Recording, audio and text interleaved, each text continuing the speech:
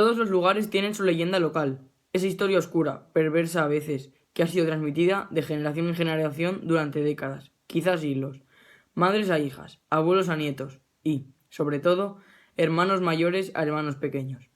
Cuentos de naturaleza incierta, con los que se quiere leccionar sobre lo que ocurre si los niños desobedecen, si no se van pronto a la cama o si no se terminan la sopa, o como aquella historia sobre lo que le pasó a la prima de la hija de la sobrina de uno que yo me sé, por no estar en casa a las 9 de la noche, como lo habían ordenado. Aunque todas esas leyendas tengan alguna que otra cosilla en común, en el fondo cada una es muy distinta a las demás. Eso sí, todas se parecen en lo mismo, en una pregunta que unos y otros se hacen de forma invariable. ¿Será de verdad un cuento o realmente...? Porque la duda siempre está ahí, y despejarla no es tan fácil. Muchas historias ocurren demasiado tarde como para armarse de linternas e ir a ver qué pasa. No es fácil burlar la vigilancia de los padres a altas horas de la madrugada, ni desplazarse así como así hasta saber dónde y en plena noche. Y total, quizá al final para nada. ¿A qué da pereza solo de pensarlo? Claro que a veces sí se puede. Uy, ya lo creo que sí. Y en esos casos, cuando la curiosidad y la fuerza de voluntad han conseguido vencer la pereza o el miedo, creedme que las consecuencias siempre han sido nefastas. La leyenda de la localidad de El Torreó tenía que ver con una bruja. Decían que vivía, o mejor dicho, que había vivido en el viejo Torreón, que daba nombre a la localidad, situado en una colina de las afueras. Todos los jóvenes del Torreó habían visitado alguna vez el emplazamiento en sus bicicletas. De hecho, era casi una tradición en la localidad, una especie de rito, de paso a la vida adulta, o por lo menos a la adolescencia. Se decía que en víspera de Todos los Santos, la antigua propietaria del torreón aparecía ataviada con sus negras vestiduras y su enloquecido cabello gris para invocar demonios y canjear con ellos las almas de los interesados en semejantes tratos infernales. Algunos incluso aseguraban que el amigo del hermano de un compañero de instituto, haciendo botellón una noche de verano en el descampado de las afueras, había visto una luz encendida a lo lejos en una de las ventanas inferiores del torreón, y que incluso le pareció vislumbrar una silueta de mujer moviéndose lentamente tras una de las aberturas en el muro. Pero lo cierto es que nadie en el torreón admitía haber visto de primera mano otra cosa que ruinas, rocas y calvas de césped, como mucho, alguna que otra pintada obscena, adornando el interior de sus paredes de piedra. En realidad, todo lo que contaban unos y otros venía filtrado por la voz de terceras personas, a las que, qué casualidad, jamás conocían en persona. Sin embargo, Didac sí había visto algo, o al menos eso les aseguró a sus amigos aquella tarde, víspera de Todos los Santos, balanceándose de pie, cuán largo era solo un columpio del solitario parque. El sol acababa de ponerse, y la apagada luz azulada que marcaba el inicio de la noche aportaba a la escena un aire fantasmagórico, muy propicio para la anécdota que les iba a contar. Pues yo una vez vi algo, afirmó el adolescente en tono misterioso, mientras se movía adelante y atrás fuertemente, agarrado a las caderas. El chirrido del metal fue la única respuesta inmediata a su afirmación. Sus amigos Lola y Nico se miraron en silencio. A decir verdad, ni siquiera hacía falta que se dijeran gran cosa. Didac era un poco fantasioso, de modo que aquella confesión no les había pillado muy por sorpresa. A Didac le encantaba hacerse el enigmático, como si tuviera una conexión especial con el otro mundo. De hecho, más de una vez les había propuesto jugar a la Ouija. Y aunque Lola siempre había dicho que sí a tal sugerencia, porque a la muchacha le gustaba lo paranormal más que un tonto un lápiz, la verdad sea dicha, ninguno de los dos logró contar nunca con la aprobación de Nico. Pese a ser el más joven de los tres, aunque solo por una diferencia de 5 meses, Nico siempre se había sentido el más maduro, de modo que no le hacían ninguna gracia aquellos juegos de chiquillos. No porque creyera o dejara de creer en estos semejantes chismes, sino simplemente porque le parecía que a sus 15 años ya no estaban en la edad. Además, lo mismo algo de peligroso si tenían aquellos juegos. Él no creía en fantasmas, pero sí creía en energías, y bajo su punto de vista, algunas energías están mejor donde están. ¿Y dónde dices que lo viste?, preguntó Lola. En el torreón, respondió Didac sucinto. Claro, vio a la bruja, añadió Nico con un tono sutilmente burlón. Yo no sé si era una bruja, pero sé lo que vi. Mira, chaval, la leyenda de la bruja es una patraña, masculló Nico apoyando los antebrazos en el manillar de su bicicleta. No, no, lo contradijo Lola. De patraña nada, es algo histórico. Lo leí en un libro de la biblioteca municipal. ¿Ah, sí?, respondió su amigo desde la bicicleta, en un tono ya abiertamente burlón. ¿Y qué era? ¿Un libro sobre brujas autóctonas? No, listillo, un libro sobre folclore de la comunidad. Didac se bajó del columpio para sentarse en él. Parecía muy interesado. ¿Y qué decía ese libro?, preguntó apoyando los codos en las rodillas. Pues más o menos lo que todos conocemos, solo que en más detalle. Dispara, sonrió Didac. Me encantan los detalles. Nada, decía que aquí vivió una bruja en el siglo XIX. ¿En serio?, le interrumpió Nico, claramente incrédulo. Mi padre siempre me dijo que era de edad media. Pues tu padre no tiene ni puñetera idea, cariño, se reafirmó Lola. Lo que es de la Edad Media es la estructura del torreón en sí, pero la bruja en cuestión vivió durante la primera mitad del siglo XIX. Y la quemaron en la hoguera en pleno XIX. Eso no te lo crees ni tú. La ejecutaron por el garrote vil, no en la hoguera. Venga, Lolita, no me jodas. En aquella época ya no se ejecutaba a nadie por brujería. Nos lo contó don Malono en clase, haz memoria. Pero es que no fue por brujería, listillo, fue por asesina. Los dos muchachos parecían sorprendidos por el inesperado hallazgo que acababa de hacerles su amiga. ¿Cómo que por asesina?, repitió Didac en un susurro, como si se trataba de algo demasiado horrible como para pronunciarlo en voz alta. Eso decía el libro. Por lo que se ve, era una mujer soltera que quedó preñada de un comercial. Ya sabéis que en aquella época estaba muy mal visto quedarse preñada estando soltera. Bueno, incluso ahora tampoco está bien visto del todo. Nico se echó a reír. Pero tú tranquila, Lolita, le dijo, que las bolleras no corréis peligro de que os ocurra eso. Lola le dedicó una mirada más llena de indiferencia que le despreció. Mira, chaval, incluso aunque fuese boyera tendría muchas más posibilidades de perder la virginidad que tú con ese careto. Nico no se esperaba aquel golpe tan elaborado por parte de su amiga. Normalmente, cuando él le salía con aquellas provocaciones, ella le respondía en consonancia con alguna expresión más bien carente de ingenio, como cállate imbécil o vete a la mierda. Por eso se quedó casi tan mudo como Didac, quien, por su parte, celebró la respuesta de Lola con una sonrisa de complicidad. Tan pronto como Nico se percató de la mueca de Didac, decidió redirigir los ataques que esta vez hacía su amigo.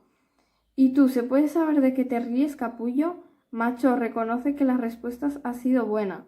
Tú sabes lo que es buenísimo, la hostia que se está rifando. Entre tú y cuantos. Nico se levantó de la bici como impulsado por un resorte, posiblemente el mismo resorte que empujó a Didac a levantarse tan poco del columpio. Por suerte, o mejor dicho, por Lola, no llegó la sangre al río. Bueno, ya, los interrumpió la muchacha, harta de tanta exhibición gratuita de testosterona. ¿Que parecéis críos? Él ha empezado, se excusó Didac, volviendo a sentarse en el sillín del columpio. En fin, ¿volvemos a lo de la bruja? Sí, celebró Lola. Mejor será. Pero Nico no parecía haber oído siquiera la propuesta de sus amigos. Mantenía su mirada fija en Didac, fríamente, como si con ella quisiera darle el puñetazo que no había llegado a darle antes. Desde hace tiempo estaba un poco cansado de Didac y de sus rarezas, y quizá por eso había intentado usar la excusa más tonta con tal de desahogarse. Pues bien, prosiguió Lola, como os comentaba antes, esta tía era madre soltera. Y dijiste que también asesina, completó Didac. Pero, ¿qué fue lo que hizo? ¿Mató al padre de la criatura o algo así? Lola negó lentamente con la cabeza, con una media sonrisa indescifrable, que parecía más propia de Didac. —¿Qué va? —respondió. A quien mató fue a su propio bebé. —¡Hostias! —susurró Didac horrorizado. ¿Se volvió loca? No lo tengo muy claro. En el libro dejaban caer que fue más un tema de necesidad que de locura, o de las dos cosas por lo menos. ¿Cómo que necesidad? Ten en cuenta que era la primera mitad del siglo XIX, guerras carlistas, ¿no? Había mucha penuria en el camino, hambrunas, y ser madre soltera en aquella época debía de ser una putada. No solo por las habladurías, sino por todo. Tú ponte en su lugar.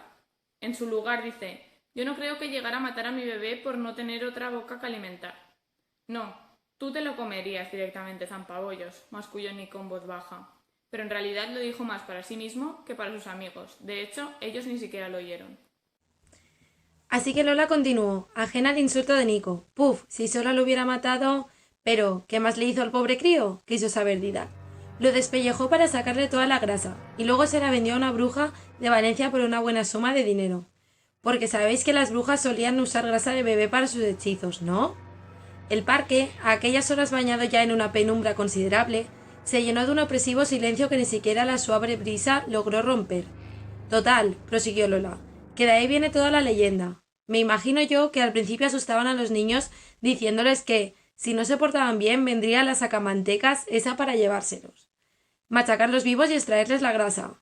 Pero con el tiempo debieron de perderse los detalles de la historia original, y al final pasó a ser solamente una bruja del montón protagonizando un chisme como cualquier otro. Eso sí, un chisme con base histórica. Didac negó muy seriamente con la cabeza. Que no, Lola, que un chisme tampoco es. Os digo que yo vi algo. Nico había estado guardando silencio casi todo el rato, absorto y sin dejar de mirar lleno de desprecio a su amigo. Pero de pronto fue como si las palabras de Didac lo hubieran sacado de su trance. ¿Y qué fue lo que viste? Le preguntó en un tono que sonaba más a desafío que a curiosidad. Venga, cuéntalo. Déjate de tanto misterio absurdo. No me hago el misterioso. Mira, chaval, ¿sabes qué te digo? Por lo que a mí respecta, si en esta localidad hay un fantasma, ese eres tú. Y bien fantasma que eres. El silencio espesó en el parque con tal gelidez que parecía una escarcha extraña. Cualquiera diría que, con el ataque verbal de Nico, habían caído súbitamente 3 grados de temperatura. Lola se sintió tremendamente incómoda, casi violentada. Pullidas entre amigos había visto más de una y más de dos, e incluso se había reído con ellas como la que más, pero nunca antes había presenciado aquella especie de fuego abierto entre los dos muchachos. Y no le gustaba nada estar en medio, la verdad. Sin embargo, Didac parecía menos impresionado. De hecho, optó por no dejarse amilanar por el insidioso desafío de Nico. Así que habló. Todo ocurrió el verano pasado. Si pasáis los veranos aquí en vez de en la playa, seguramente vosotros también lo habréis visto. Vaya, qué mala suerte, replicó Nico, sin molestarse en disimular su sarcasmo. O sea, que te tocó verlo a ti solo. No exactamente. Estaba aquí veraneando un amigo. Él también lo vio. ¿Un amigo? Lola creyó percibir una musicalidad extraña en la pregunta de Nico, pero no supo determinar a qué se debía. Pensó que solo eran figuraciones suyas, pero entonces Didac respondió, y la contundencia con la que lo hizo le hizo pensar que quizás no estaba tan equivocado. Sí, mi amigo Gerard. Ah, sí, reconoció Nico con un desenfado tan exagerado que solo podía ser fingido. Gerard el francés, ¿me hablaste de él alguna vez? Sí, respondió Didac, con el semblante cada vez más sombrío. Alguna vez.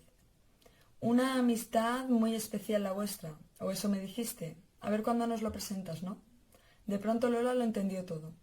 El énfasis exageradamente jovial que había puesto en las palabras amistad y especial. La dubitación sutil, absurda, malignamente postiza que había hecho antes o después de decir cada una de ambas palabras. Sí, de pronto Lola lo entendió todo. Lo que Nico acababa de hacer a Didac no había sido un comentario inocente, sino una amenaza encubierta. ¿Y qué dices que visteis? Prosiguió Nico. ¿A la bruja? Suponemos, respondió Didac, que de pronto ya no tenía ganas de seguir contando ninguna anécdota. En el Torreón, ¿no? Sí, Nico, en el Torreón. A altas horas de la noche, claro, más o menos. A saber qué andaréis haciendo el francés y tú por allí a altas horas de la noche. Vete a la mierda, respondió Didac, mientras abandonaba airadamente el columpio. Se subió a la bici de un salto, dispuesto a largarse de allí, pero la voz de Nico lo detuvo. Venga, no seas crío, quédate. No sacaríais ningún vídeo de la bruja, ¿verdad? O una foto, que menos que una foto. Didac resopló sin bajarse de la bici. No llevábamos los móviles encima, respondió hoscamente. Pero macho, ¿cómo se os ocurre? Salir por ahí a esas horas sin móvil. Pues ya ves. No sé, tío. Es que a mí, ¿qué quieres que te diga? Que me cuentes una anécdota como esa y ni siquiera tengas pruebas gráficas, con lo fácil que es hoy en día. No sé qué decirte. Me da igual que no me creas, Nico. Yo sé lo que vi. Lo que visteis. Eso. El silencio regresó al parque, pero esta vez no era un silencio de tensión, era más bien un silencio de aburrimiento, de los que instan a decir luego, ha pasado un ángel. La penumbra del crepúsculo se había convertido en sombras nocturnas, que lo devoraban todo, salvo aquello que quedara más cerca de la luz anaranjada de las farolas. Oye, yo me estoy aburriendo ya mogollón con el tema de la bruja, mintió Lola, que en realidad quería poner fin de inmediato a aquella especie de guerra fría entre amigos. ¿Por qué no vamos a mi casa? Pedimos unas pizzas y nos vemos una peli de miedo tomando unas birras. Mi padre dejó la nevera llena. ¿O no era ese el plan para esta noche? Ver alguna de miedo y asustar a los niños pringados que vengan pidiendo truco o trato. Mis padres no vuelven hasta mañana. Los de Didac tampoco, añadió Nico enigmáticamente. Lola miró a Nico sin acabar de entender qué podría querer decir con aquella observación. Pero no hizo falta que esperase demasiado, pues lo aclaró enseguida. Se me está ocurriendo algo. Hoy es víspera de Todos los Santos, ¿no? Yo paso, respondió Lola tajante, que se veía venir la propuesta de Nico. Ya habíamos hablado de un plan para esta noche. Ahora no me vengas con historias. Pero si es la noche ideal, insistió Nico. Tus padres no están, los de Didac tampoco, y los míos siempre es como si no estuvieran. Nos vamos al Torreón y esperamos a ver qué pasa a medianoche. Bueno, todos no. Tú y yo esperamos con unas birras en el descampado, Lolita. Lo justo sería que al Torreón fuese Didac solo y sacase unos vídeos. ¿Yo? Se defendió Didac. ¿Y por qué yo precisamente? Porque allí en la colina hace un frío que pela, y tú tienes varias capas de grasa que te protegen, respondió Nico antes de echarse a reír. Aunque, en realidad, fue el único que se rió con el chiste. Que no, hombre, que es coña. ¿Y bien? Insistió Didac, imperturbable. Pues muy fácil, melón. Vas tú, porque quien tiene que demostrar algo aquí eres tú, no nosotros. ¿Te vale? Mira, yo paso de vuestras movidas, dijo Lola, aferrando el manillar de su bici. Me la aspiro. Ahora no te hagas la mojigata, la provocó Nico. Tú eres la primera que quiere jugar a la ouija cada vez que Didac habla de ella, ¿o no? Pues sí, pero no sé qué tendrá que ver eso ahora, la verdad. Tiene que ver con que esta noche podemos hacer algo guay, pero guay del copón, mucho mejor que la ouija. ¿Y ahora vas tú y te rajas? No soy un tío, le recordó Lola. Tus retos de machito me resbalan, cariño. Yo me la aspiro a casa a ver pelis de miedo y comer pizza. Quien quiera venir, que se venga, y quien no, pues eso. Empezó a alejarse en su bici, sin esperar al uno ni al otro, hasta que la tragó la oscuridad del parque. Didac estuvo a punto de gritarle que se detuviese, que se marchaba con ella. Pero de nuevo la voz de Nico lo detuvo. Solo que esta vez la voz sonó de un modo distinto, sin adomos ni disimulos, sin sutilezas, dura y cortante como el filo de un cuchillo. Yo que tú conseguía ese vídeo esta noche, le dijo Nico. ¿Me estás amenazando? Preguntó, negándose a mostrarse vulnerable. ¿Amenazando yo? Didac, por Dios, ¿qué va? Parece mentira que tú digas eso, con todo lo que hemos pasado juntos. Pues a mí me suena a amenaza. Nico se echó a reír. ¿Qué va, hombre? Solo lo digo por ti, por tu bien, porque soy tu amigo. ¿Por mi bien? Claro. Tú piensas una cosa. Si hago público en el instituto todo lo que me has contado sobre ti y el francés, te vendrá muy bien tener algo con lo que demostrar, que no son más que habladurías. ¿Y qué mejor que ese vídeo? Solo un hombre hecho y derecho pasaría la víspera de Todos los Santos en el Torreón, para grabar el vídeo de un fantasma. Tómalo como un trato entre caballeros. De pronto, y por primera vez en su vida, a Didac le pareció que su amigo ya no sonaba en absoluto como un amigo. El día de Todos los Santos apenas empezaba a despuntar en el Torreón, lleno de brumas y promesas de lluvia, como si, de algún modo, las condiciones atmosféricas quisieran estar a la altura de lo que las gentes de la localidad esperaban de tan señalado día. Lola había pasado la noche en el sofá, sin cambiarse de ropa y viendo pelis de terror, a solas, hasta que el agotamiento le venció. Finalmente, ni siquiera había pedido pizza, y se había limitado a calentar una asquerosa sopa de sobre que había acabado enfriándose. sobre la mesita del salón. Se desperezó y, al hacerlo, el gesto le arrancó un gemido de dolor. El sofá no era el lugar más cómodo de las casas, eso estaba claro. Había sido una estupidez quedarse dormido allí, pero la noche anterior se había negado en redondo a subir a su dormitorio. Por si no oía el timbre de la entrada. A fin de cuentas, y si al final sus amigos reconsideraban sus tonterías de machitos y decidían ir a verla, en el caso de Nico no lo tenía tan claro, pero casi estaba convencida de que Didac sí iría a pasar la noche con ella, tal y como se había planificado. El problema es que se hicieron las 10, las 11, las 12, y para antes de la 1, Lola empezó a quedarse dormida, en cualquier caso tan sola como al principio de la accidentada velada. Lo que había empezado como una incómoda sensación de cabreo por culpa de aquellos dos idiotas, había pasado a convertirse en un picorcillo de simple malestar, demasiado ligero como para mantenerla en vela. Hoy, en cambio, ya no había cabreo ni miedo, sino más bien cierta preocupación. ¿Qué habría hecho finalmente aquellos dos la noche anterior? Esperaba que no hubiesen cometido ninguna estupidez, no porque creyera sinceramente que algo paranormal pudiese ocurrir en el Torreón, sino más bien porque era de gilipollas pasar la noche al raso en una colina. Allí las noches ya refrescaban demasiado en aquella época del año, y uno podía pillar una pulmonía en menos que canta un gallo. Alcanzó el móvil, que había dejado en modo silencio toda la noche. El reloj marcaba las 7 de la mañana. Después comprobó si tenía llamadas. 8, nada menos. Una era de sus padres, el resto todas de Nico, al igual que el último mensaje que tenía de WhatsApp. Pero Didac, ni rastro, ni una sola llamada, ni un mal mensaje de texto o voz. Se disponía a llamar a Didac, cuando de pronto el móvil empezó a vibrarle en la mano. Era Nico. El corazón le latió con fuerza mientras acercaba el dedo índice al botón de descolgar. Tenía un presentimiento espantoso, verdaderamente espantoso, y pensaba que si no llegaba a descolgar, quizá ese presentimiento jamás llegaría a materializarse en una horrible realidad. Pero aún así lo hizo, descolgó. ¿Sí?, preguntó dubitativa. «Joder, tía, ¿dónde te has metido?», preguntó Nico al otro lado de la línea. Su voz sonaba tan agitada que a Lola le costó reconocerlo. «¿Y vosotros? Tengo 7 llamadas perdidas tuyas. ¿Qué ha pasado?». «Hostias, tía, la he cagado. La he cagado, pero a base de bien. Joder, joder, joder». Nico hablaba rapidísimo. La voz parecía a punto de quebrársele por completo de un momento a otro. Lola sintió que estaba hablando más con un niño de 7 años que con un adolescente de 15. Nico, tío, tranquilízate. ¿Quieres? ¿Qué pasó? No me digas que verdad fuiste al Torreón. Vamos que sí fuimos. Bueno, fue ida. Yo me quedé en el descampado. Vosotros sois gilipollas, pero gilipollas de campeonato, oye. ¿Y qué ha pasado? ¿Se ha torcido un tobillo o algo? Anda, pásamelo. No puedo.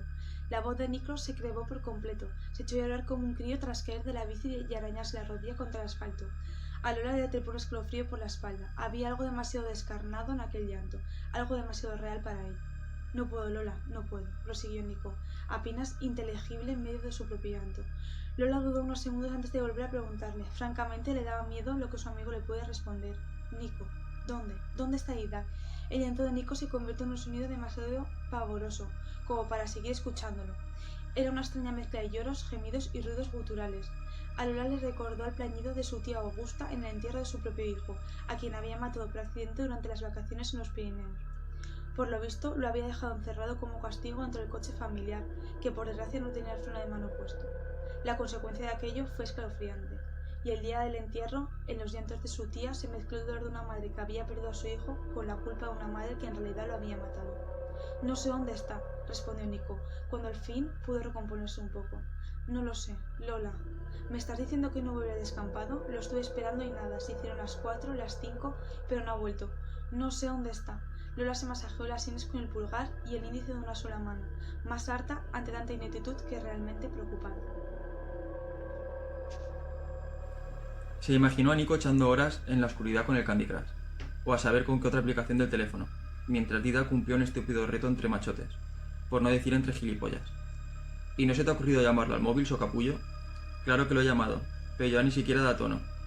Se habrá quedado sin batería, porque me imagino que usó la linterna del móvil para subir allá arriba, claro. No, no puede ser eso. Lo mismo te está gastando una broma. ¿Cuándo has visto a Didac gastar una broma? Lola se quedó valorando la situación. Lo cierto es que Didac tendría muchas virtudes, pero el sentido del humor no era una de ellas. Se tomaba todo muy en serio, empezando por sí mismo. Nico, dime una cosa. ¿Tú dónde te encuentras ahora? ¿En casa?